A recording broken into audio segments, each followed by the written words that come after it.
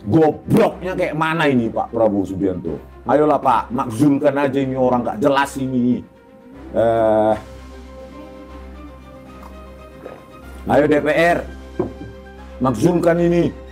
Teman-teman, saya mau katakan kepada kalian semua yang bertanya, Bang, kapan ke Jepang? Kapan ke Jepang untuk melawan, untuk membuktikan dan menyatakan kepada masyarakat bahwa guys, sepertinya apa yang dikatakan oleh Pak Jokowi kemarin, makin kesini kok makin terbukti ya. Soal bagaimana beliau mengatakan ada agenda besar politik yang dilakukan untuk mendowngrade reputasi politik Pak Jokowi dan keluarganya. Karena mereka tahu bahwa pengaruh seorang Joko Widodo, pengaruh seorang Gibran, pengaruh seorang Kaesang itu akan sangat berdampak besar dan sangat menentukan di tahun 2029 nanti. Makanya patut kita mencurigai ketika kita melihat pola-pola mereka yang seolah-olah terlihat itu pola yang sama yang mereka lakukan yang menyerang Pak Jokowi dan hari ini menyerang ke Gibran. Ya. Apa yang Pak Jokowi katakan bahwa isu tentang ijazah palsu ini dan isu tentang maksulkan Gibran adalah satu paket yang sama, mempunyai backingan yang sama. Semakin kesini makin mencurigakan, makin terbukti karena pola-pola yang mereka pakai adalah pola-pola yang sama. Ini seperti kaset lama yang diputar berulang-ulang. Dan orang yang menggaungkannya pun orangnya itu-itu saja teman-teman. Roy Suryo, Rismon Sianipar, dan Tifa. Dalam sosial media mereka sudah mulai menggaungkan teman-teman soal ijazah Gibran. Yang mereka bangun hari ini adalah keraguan di tengah-tengah publik. Menciptakan sebuah keraguan massal soal legitimasi seorang Gibran yang menjadi wakil presiden Republik Indonesia. Hal yang sama, pola yang sama yang mereka lakukan kepada Pak Jokowi tentang bagaimana ijazahnya. Dan hari ini ketika kita membahas dan memprediksikan bahwa Subhan ini hanyalah aktor pembuka saja untuk mengangkat isu tentang ijazah Gibran, akhirnya terbukti. Di sosial media mereka teman-teman, Rismon, Roy, Tifa sudah melancarkan aksi yang sama seperti yang mereka lakukan kepada Pak Jokowi. Mulai dari sosial media mereka teman-teman. Ngeri, cara yang sama. Saya pikir makin hari masyarakat makin muak dengan apa yang akan mereka lakukan hari ini. Teman-teman, saya mau katakan kepada kalian semua yang bertanya, Bang, kapan ke Jepang? Kapan ke Jepang untuk melawan, untuk membuktikan dan menyatakan kepada masyarakat bahwa si Rismon ini itu hanya abal-abal saja ahlinya. Teman-teman, saya mau katakan kepada kalian, saya pribadi pengen kalau perlu, kalau saya yang pegang kendali hari ini, saya juga pergi berangkat ke Jepang. Akan tetapi saya sampai detik ini masih menunggu kabar dari teman-temannya Joshua Sinambela untuk pergi ke Jepang, untuk melakukan verifikasi di sana. Kalau keinginan saya pribadi, detik sekarang juga saya berangkat ke Jepang untuk mengungkapkan kebohongan. Kalau memang bohong si manusia Rismon ini ijazahnya itu palsu, teman-teman. Kalau menginginkan keinginan pribadi saya, detik ini juga saya kemas pergi berangkat. Kalau saya yang akomodir semuanya, kalau saya yang mengatur semuanya, teman-teman. Tapi menunggu kabar, menunggu kabar dari teman Joshua Sinambela teman-teman untuk ke sana. Mereka yang mengatur segala sesuatu. Saya follow up ke Bang Agri. Bang Agri tolong follow up kepada teman-temannya Joshua Sinambela untuk kita kapan. Soalnya banyak teman-teman yang bertanya, aku juga nggak sabar untuk cepat untuk mencari verifikasi kapan untuk berangkat ke sana. Tapi mereka juga masih menantikan kabar. Saya tidak tahu kabar kejelasan seperti apa. Seperti kita menantikan penetapan tersangka. All about penantian teman-teman. Masih berbicara soal penantian. Kalau saya pribadi melihat apa yang dilakukan oleh Rismon hari ini, apalagi dia live streaming di channel YouTube-nya teman-teman, mengatakan Gibran yang juara dimakzulkan. Masa kesetaraan SMK itu sampai 3 tahun bagaimana? Itu bodoh orang ini teman-teman. Sebelum masuk tahun pertama universitas, lah ini kok 3 tahun persiapannya. dan disetarakan pula dengan SMK oleh Direktorat Pendidikan Dasar dan Menengah, Dikdasmen. Gobloknya kayak mana ini Pak Prabowo Subianto? Ayolah Pak, makzulkan aja ini orang nggak jelas ini. Ayo DPR, makzulkan ini. Jingkil aku pengen teman-teman untuk mempermalukan Rismon kalau memang benar ijazahnya palsu dari Yamaguchi. Saya pengen banget teman-teman. Tapi apalah daya, kita ini hanya mengikuti perjalanan tim dari Joshua Sinambela. Saya sudah siap lahir batin, tiket sudah siap, aku mau akomodasi, tinggal berdoa dipakai iman. Sudah siap pokoknya, tenaga, tinggal menanti kabar. Semoga bisa mendapatkan kabar yang update dari teman-teman Joshua Sinambela teman-teman ya. Anyway, kita beralih dulu buat teman-teman yang suka bertanya soal Jepang ya teman-teman ya. Belum ada pernyataan dari Joshua Sinambela untuk kita batal ke sana, belum ada. Mereka hanya mengatakan jadi, cuman masih menunggu informasi dari sana. Waktunya ditunggu teman-teman. Jadi kita sabar saja. Sabar seperti kita menantikan penetapan tersangka yang tak kunjung datang hari ini. Jadi apa yang mereka lakukan hari ini adalah pola yang sama yang mereka lakukan kepada Pak Jokowi. Hari ini Gibran sasaran mereka teman-teman. Menimbulkan keraguan massal. Menimbulkan pertanyaan-pertanyaan di benak masyarakat. Sehingga yang terjadi adalah apa? Mereka berusaha agar supaya pendukung Gibran hari ini mulai ragu dengan Gibran.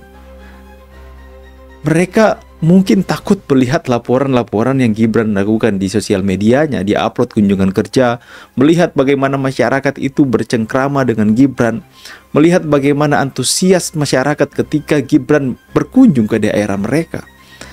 Mereka ketakutan dengan itu, makanya sekarang mereka lakukan apa?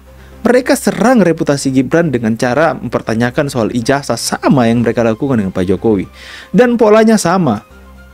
Mereka yang menimbulkan fitnah itu, mereka yang menuduh dan kemudian beban untuk membuktikan mereka lempar kepada orang yang mereka fitnah. Cara mereka sama. Sampai kapan seperti ini teman-teman? Saya itu bertanya-tanya kenapa pihak kepolisian masih belum menetapkan mereka sebagai tersangka sementara mereka diberikan panggung seluas-luasnya oleh rakyat bersuara, tapi nggak tahu rakyat dari mana, dan terus menyampaikan narasi-narasi menggiring opini mereka ke masyarakat sehingga menimbulkan keraguan massal, menimbulkan perpecahan di tengah-tengah masyarakat. Sampai kapan? Ini akan terus begini. Seharusnya kalau mereka sudah menjadi tersangka nih teman-teman, mereka tidak lagi mendapatkan panggung untuk hadir di acara-acara debat seperti di iNews Rakyat Bersuara untuk menyampaikan hal-hal yang akan mereka bangun di tengah-tengah publik. Panggung selalu diberikan kepada mereka. Ya, apalagi ketika melihat live streaming Rismon, apalagi melihat postingannya Tifa, pernyataan Roy Suryo di acara televisi. Itu semakin mereka menggiring. Sudah bukan kasus ijazah Jokowi yang mereka perdebatkan hari ini. Yang mereka perdebatkan hari ini sudah ke Gibran. Seperti yang kita duga, seperti yang kita prediksikan. Subhan hanya aktor pembuka untuk mengangkat naik isu ini, dan kemudian Roy Suryo, Rismon Tifa menunggangi itu. Yang mereka ciptakan adalah lempar semuanya ke publik. Lempar semua tuduhan-tuduhan mereka yang dangkal itu ke publik. Ya. Apalagi si Rismon. Sok paling tahu soal standar pendidikan di Indonesia dan di luar negeri, tapi nggak tahu apakah dia benar-benar lulus dari Yamaguchi atau tidak. Dia mau mentafsirkan ini standar pendidikan di Singapura dengan di Indonesia seperti apa. Dan kemudian Gibran itu harus dimakzulkan. Sabar, harus sabar teman-teman ya. Inilah teman-teman, sampai kapan seperti ini? Come on. Saya itu melihat kasihan rakyat Indonesia hanya difokuskan dengan Rismon Roy Tifa. Kami juga YouTuber terfokus dengan mereka. Aduh, sampai kapan kita lawan terus? Soalnya kalau kita YouTuber nggak melawan narasi-narasi sesat mereka, bahaya teman-teman ya. Berbahaya, tiga orang ini berbahaya teman-teman. Apalagi di acara televisi di iNews kemarin kan teman-teman, ada yang namanya siapa itu, ngaku-ngaku independen dari peneliti dari Trisakti, ngaku independen, tapi ternyata keceplosan dia ngomong. Ternyata satu tim sama Roy Suryo. Ini kan hanya membangun narasi untuk menggiring atau menyesatkan masyarakat dengan persepsi yang mereka bangun di panggung yang diberikan sama iNews itu. Di YouTube mereka teman-teman. Itulah sangat miris dan sangat disesalkan.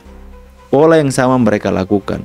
Mereka bangun untuk menyesatkan masyarakat.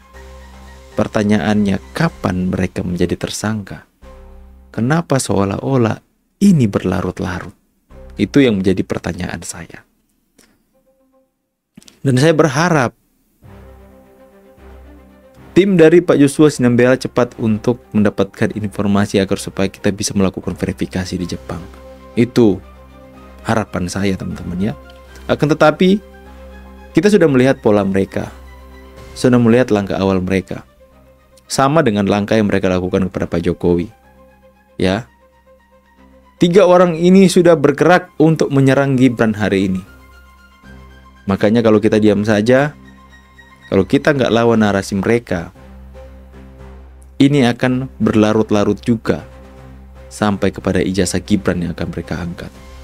Lantas kenapa dibiarkan? Kenapa dibiarkan? Why? Nanti mungkin ijazah Gibran kemudian dilaporkan nanti pencemaran nama baik. Misalnya seandainya, tapi nggak mungkin Gibran melapor, nggak mungkin. Mas Gibran nggak bakalan lapor, percaya saya. Soalnya saya mendengar dari mulut Mas Gibran sendiri soal ijazahnya. Mas Gibran nggak bakal melapor. Tapi seandainya ada pihak yang melapor RRT ini soal mereka mencemarkan nama baik Gibran dengan apa yang mereka bangun di publik, mengatakan ijazah Gibran seperti ini, akan tetapi tidak seperti itu, dan kemudian mereka diproses. Jadi bertumpuk-tumpuklah laporan mereka. Masuk naik ke penyidikan sampai mungkin tidak ada penetapan tersangka, diangkat lagi. Ijazah Kaisang mereka angkat lagi. Lalu siapa lagi? Sampai kapan? Kok nggak ada penetapan tersangkanya? Kok lama banget? Tapi ya kita nggak boleh mendahului ya. Nggak mendahului tapi kok lama banget. Gimana ini teman-teman? Tapi ya itulah yang kita lihat yang terjadi hari ini. Semakin mereka diberikan panggung, semakin beringas orang-orang ini. Apalagi Rismon, seolah-olah dia itu bisa mengatur semua orang yang ada di Indonesia ini. Seorang yang bebas mengatai orang-orang besar di institusi kepolisian setan. Orang yang begitu bebas mengatakan hal yang saya pikir itu sangat mencemarkan nama baik orang lain. Kok dia begitu bebas mengatakan hal-hal seperti itu?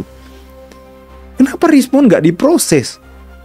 Dia misalnya mengatakan Pak Tito setan, Krisnamurti setan.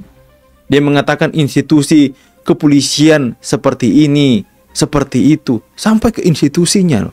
Kok kenapa Rismon ini mengatakan yang tidak-tidak, seenaknya udelnya saja mengatakan yang seperti itu di bangsa ini? Tapi kok kenapa dia bebas-bebas saja ya teman-teman ya? Apa yang spesial dari Rismon ini? Come on lah.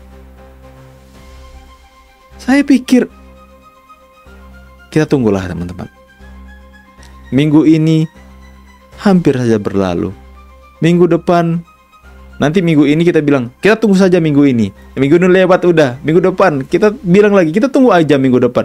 Sampai minggu-minggu selesai, hampir 1 tahun berlalu, nggak ada kejelasan. Sampai kapan? Oh, sampai kapan? Nah di sini teman-teman ya, ada penjelasan dari temannya Mas Gibran tentang soal yang mereka persoalkan tentang ijazah Mas Gibran. Ini ada penjelasan dari Mbak yang saya pikir ini cukup komprehensif. Ini memberikan pengertian bagi Rismon yang sotoy, Rismon yang sok tahu. Kita dengarkan bersama-sama dan setelah videonya saya pamit. Banyak yang salah paham soal ijazah kampus swasta di Singapura. Bahkan ada yang bilang gampang bikin ijazah palsu.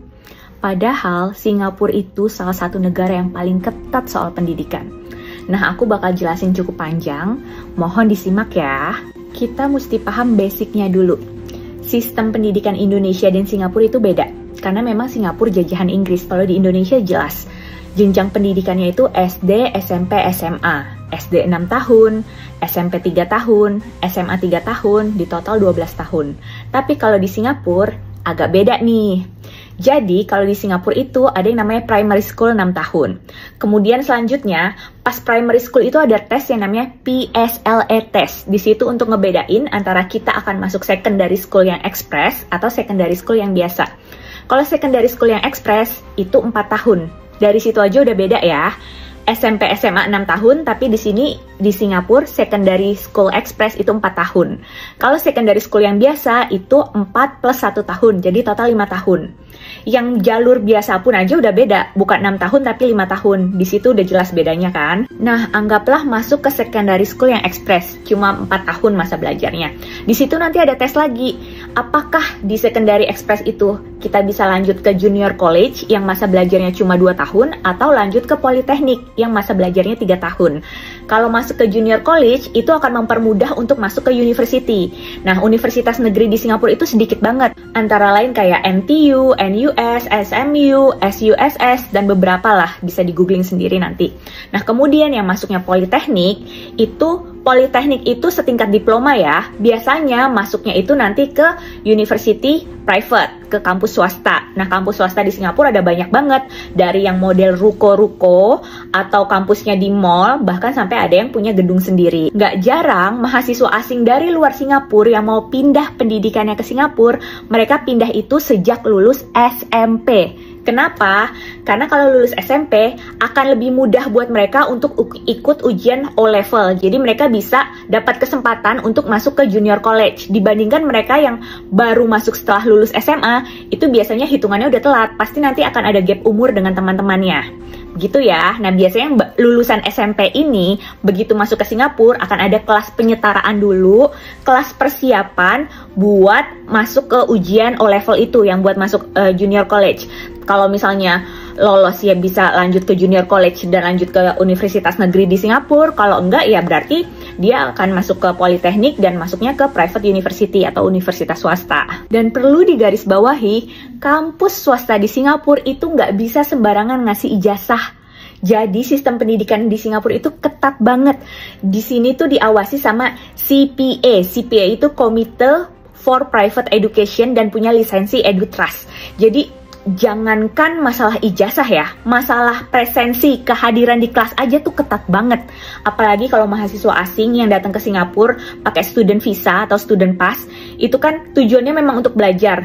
Jadi kalau misalnya kehadiran mereka di kelas itu harus 90% dan itu setiap bulan dilaporkan dari kampus ke pihak imigrasi. Kalau sampai kehadiran kita kurang dari 90%, biasanya either kita dikasih peringatan atau student visa kita dicabut, atau kalau kampusnya yang nakal, udah pasti lisensi kampusnya juga dicabut. Urusan student visa atau kehadiran di kelas itu penting banget. Kenapa? Karena Singapura itu negara kecil. Menghindari imigran-imigran gelap yang datang ke Singapura alasannya untuk belajar sebagai student, padahal di sini cari kerja. Dan mereka jadi nggak bayar pajak kan, karena visanya visa student gitu. Jadi untuk menghindari hal itu, memang sistem pendidikan di Singapura ketat banget soal kehadiran, apalagi buat kita sebagai student pass holder. Kembali soal kampus swasta di Singapura itu banyak banget. Ada MDIS, ada Kaplan, PSB, ERC, dan lain-lain. Mereka itu bisa mengeluarkan ijazah sendiri sebatas diploma. Tapi kalau mereka mau mengeluarkan ijazah setara strata 1 atau S1, mereka harus wajib kerjasama sama kampus lain di luar negeri.